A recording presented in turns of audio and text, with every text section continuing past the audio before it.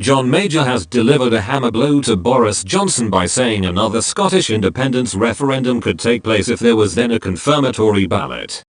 The former Tory Prime Minister warned that refusing such a vote could increase support for a split, saying the combination of Brexit and an unpopular UK government has helped the popularity of separatism. Scottish nationalists described Sir John's comments as a wake-up call for Boris Johnson over his undemocratic stance.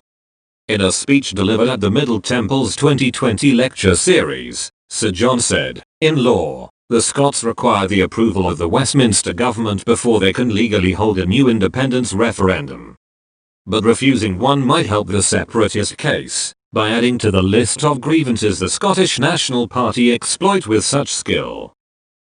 The choice for the UK government is either to agree the referendum can take place, or to refuse to permit it. Both options come with great risk. But the lessons of Brexit may offer a way ahead. The Westminster government could agree for an independence referendum to take place, on the basis of two referenda. The first to vote upon the principle of negotiations, and the second upon the outcome of them." Mr. Major added, "The purpose of the second referendum would be that Scottish electors would know what they were voting for, and be able to compare it to what they now have. This did not happen with Brexit. Had it done so, there may have been no Brexit."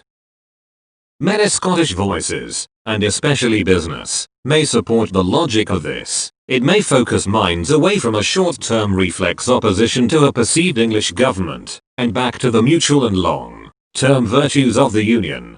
Voters in Scotland chose to remain in the UK by 55% in the 2014 Scottish independence referendum. However, 10 opinion polls since June have suggested a majority now favour Scottish independence, with 54% on average backing yes.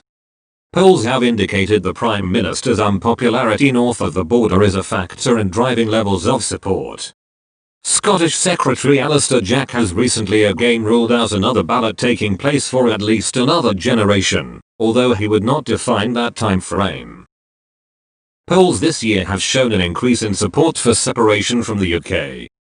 Kirsten Oswald, the SNP's Westminster deputy leader, said, "The remarks from the former Tory Prime Minister must serve as a wake-up call for the current Prime Minister over his undemocratic stance, straight out of the Trump playbook, to attempt to deny the results of a democratic election by trying to block the people of Scotland from having the right to choose their own future in a referendum."